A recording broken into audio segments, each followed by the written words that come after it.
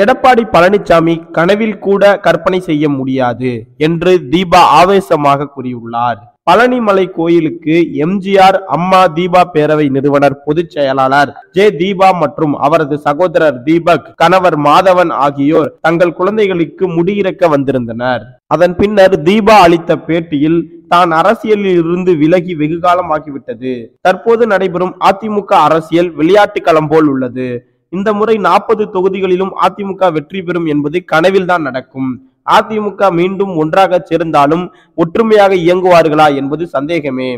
வெற்றி தோல்வியை மக்கள் தான் முடிவு செய்ய வேண்டும். தமிழக சட்டப்பேரவை பொறுத்தமட்டில் கவர்னர் அவருடைய வேலையை செய்ய வேண்டும். ஆளும் திமுக அரசு அவர்கள் வேலையை செய்ய வேண்டும். ஒருவர் வேலையில் ஒருவர் தலையிடும் போதுதான் பிரச்சனை ஏற்படுகிறது. தமிழகத்தில் வெள்ளம் ஏற்பட்ட போது திமுக மேற்கொண்ட நடவடிக்கைகள் திமுகவுக்கு பின்னடைவை ஏற்படுத்தி உள்ளது என்று தீபா பத்திரிகையாளர்களுக்கு பேட்டி கொடுத்துள்ளார்.